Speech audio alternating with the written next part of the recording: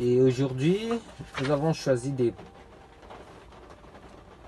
lire un tout petit peu une petite notion en rhumatologie.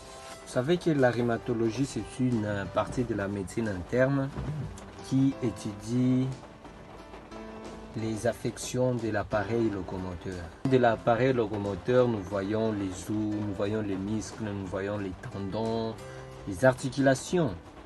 Mais après tout, la rhumatologie ne va pas s'intéresser seulement à ces affections-là de l'appareil locomoteur, mais aussi elle va parler de certaines notions qui touchent tous les systèmes, donc des maladies systémiques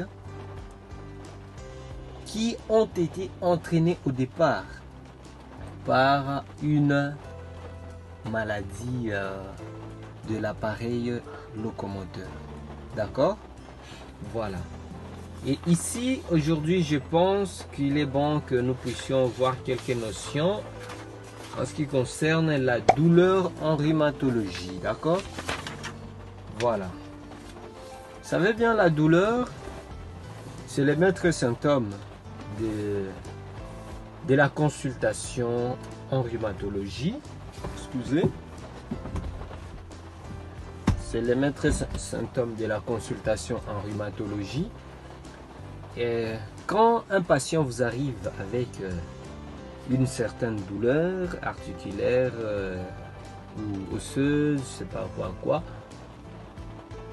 vous pouvez toujours regarder en premier lieu le siège de la douleur et chercher sur les caractéristiques de la douleur. Ok? Il faut préciser également le type de la douleur. Parce que la douleur peut être de type inflammatoire, la douleur peut être de type neurogène, ou la douleur même peut être de type psychogène, ainsi que la douleur peut être de type mécanique. Voilà. Vous savez, la douleur mécanique en soi survient lorsque les patients, quand il est en mouvement, quand il fait certaines actions, un petit travail, là il sent la douleur. Et quand il se repose, il n'y a plus de douleur. Ça, c'est une douleur qui est mécanique. Quand le patient essaye de marcher, il a de la douleur. Quand il se repose et quand il s'assoit, la douleur disparaît. Contrairement à la douleur inflammatoire, quant à elle, survient au repos. Et quand le patient se met en mouvement et un petit travail là, il sent que c'est la douleur qui disparaît. La douleur inflammatoire, c'est une douleur qui réveille le patient pendant la nuit quand il se repose. Alors, donc, cette douleur ici, inflammatoire, au repos, ça survient, mais en mouvement, c'est comme si c'est une douleur qui disparaît un peu. Alors, qu'est-ce qu'on peut dire encore de plus? Pour la douleur neurogène, ce sont en général des douleurs qui sont dues à des compressions nerveuses. Et ce sont des douleurs en général qui suivent le trajet du nerf, qui font comme s'ils sont en train d'irradier, suivant le trajet du nerf. Donc, en général, cette douleur neurogène, c'est une douleur qui survient la nuit. La nuit, elle se manifeste par des sensations de picotement, par des sensations de décharges électriques. Ça, c'est la douleur neurogène. Alors, il y a la douleur aussi qui est de type psychique. C'est une douleur qui est caractérisée par l'absence des rythmes circadiens, les rythmes de 24 heures. C'est une douleur qui entraîne de la raideur matinale. La raideur matinale chez les patients. Et la douleur psychique, c'est la douleur qui peut arriver le jour autant que la nuit, la journée autant que la nuit. Et c'est une douleur aussi qui n'est pas accélérée.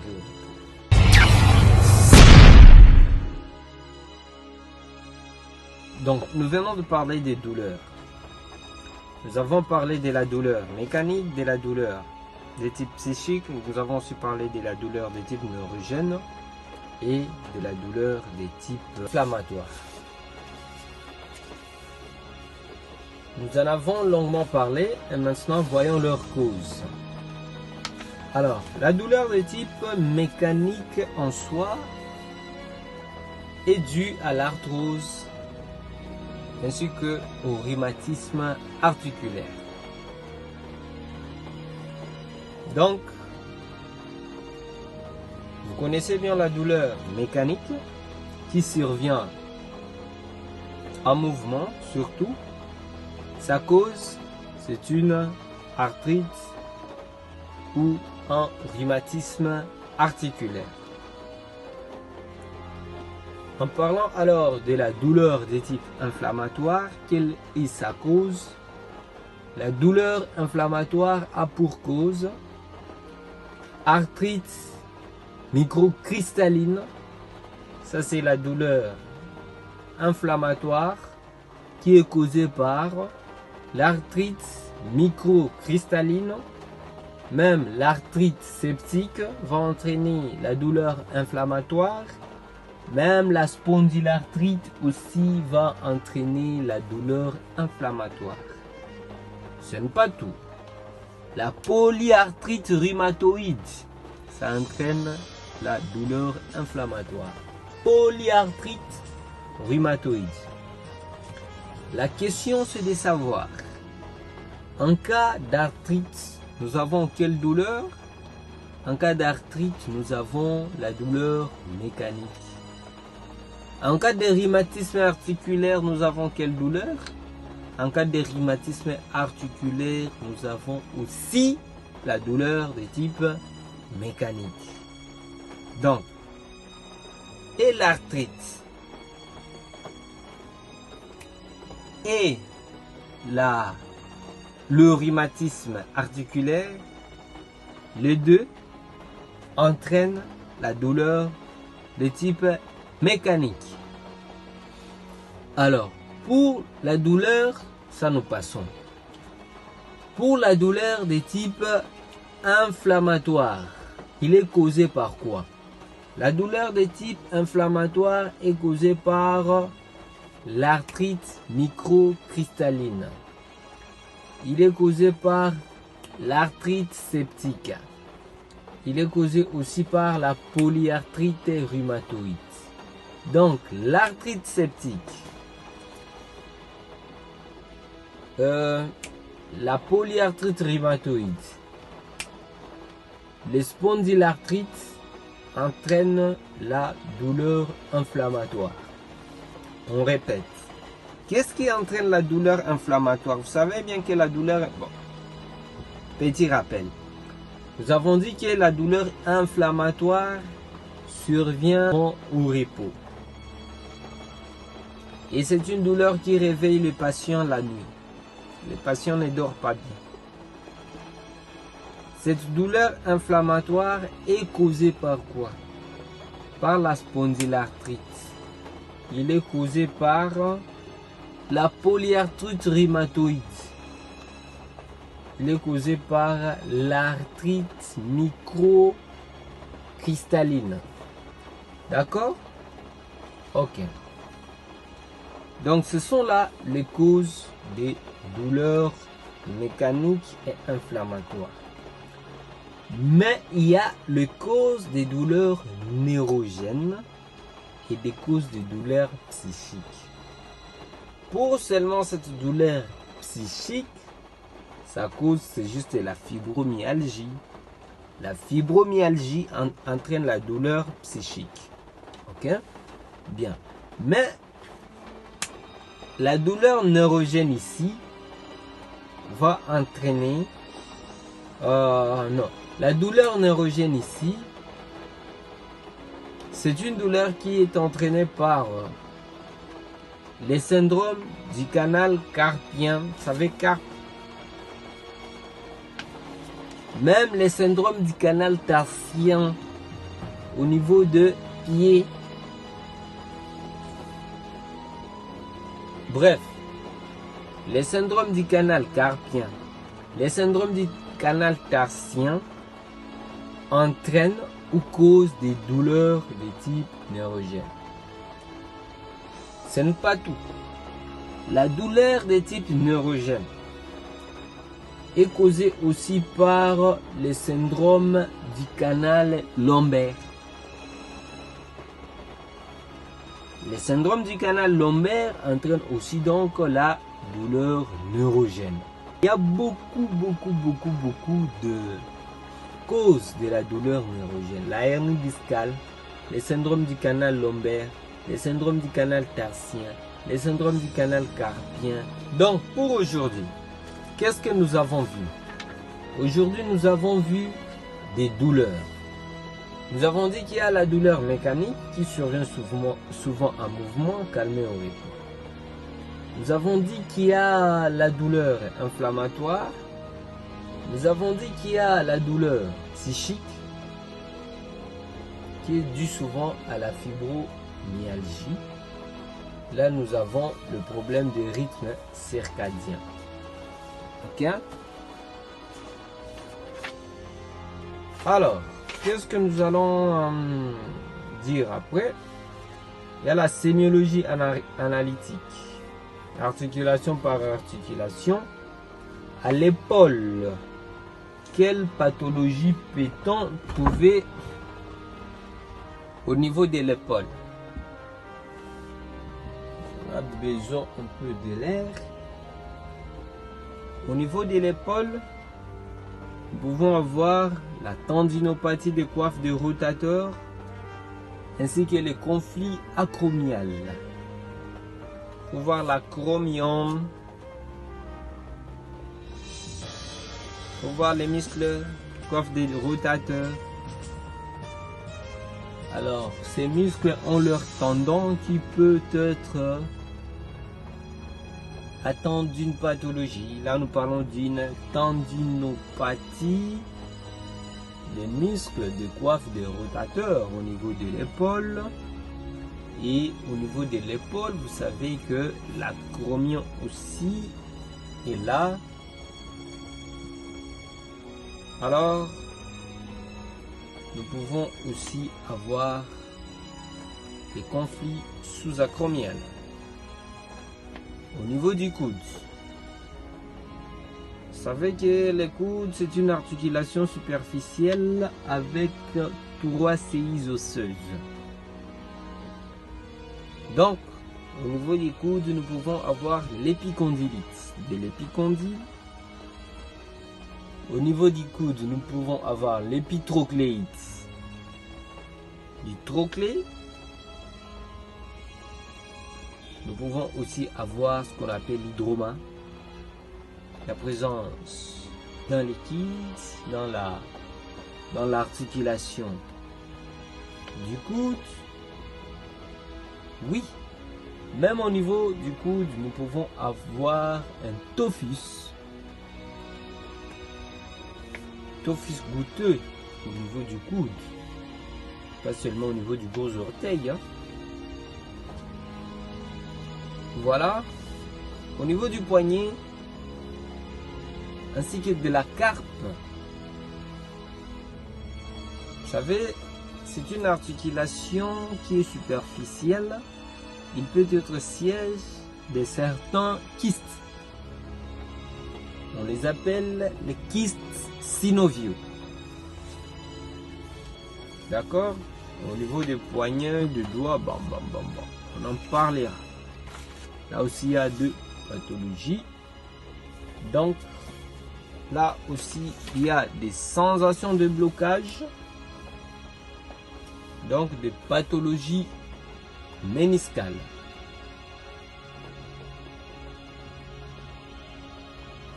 Tiens.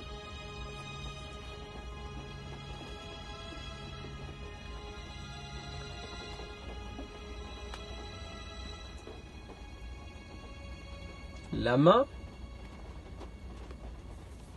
pour la main seulement, la main a beaucoup de signes. Ok?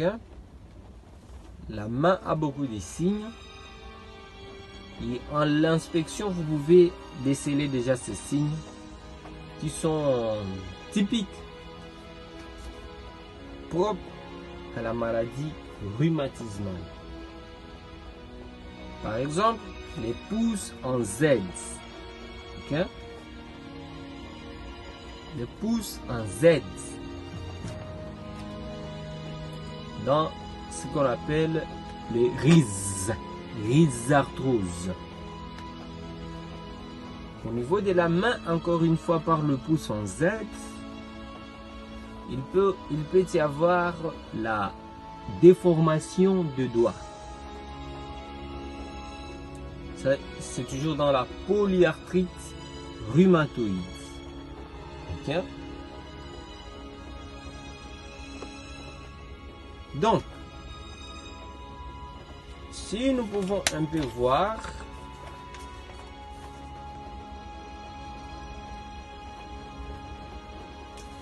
ici, nous voyons les doigts en col des signes, les doigts en boutonnière, ils sont là, ainsi que les doigts en maillot. Ce sont des signes typiques de maladie rhumatismale au niveau des doigts. Les doigts en col des signes, les doigts en maillot et les doigts en boutonnière. Vous voyez la forme? Voilà. Au niveau de la hanche, nous avons l'articulation qui est beaucoup plus profonde. Et c'est vraiment une articulation qui n'est pas facile à évaluer, la hanche.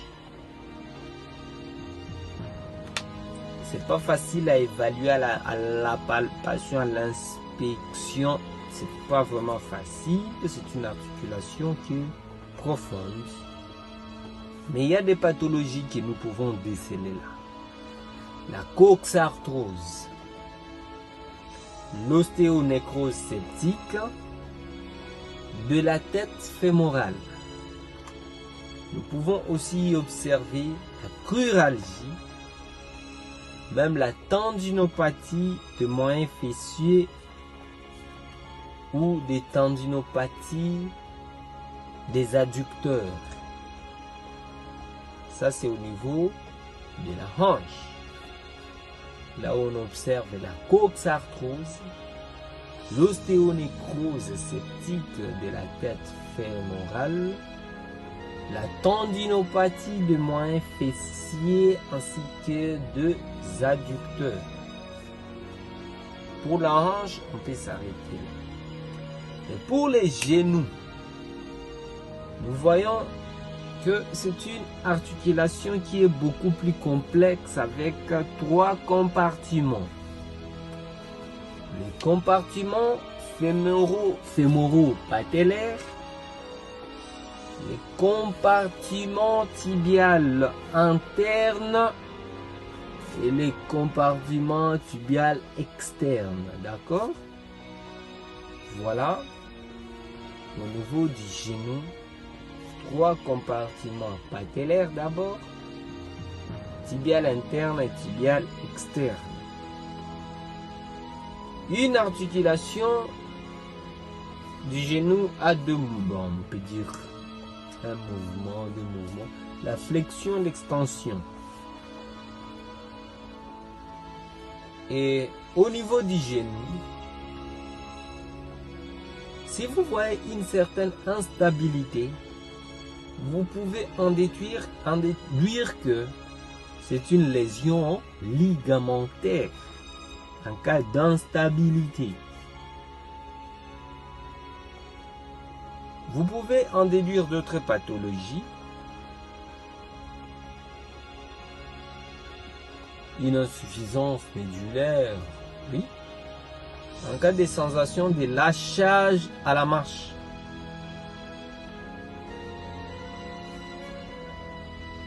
Ok.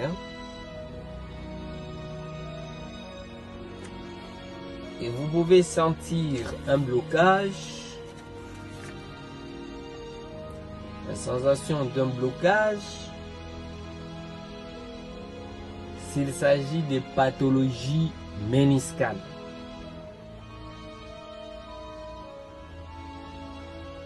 Mais la pathologie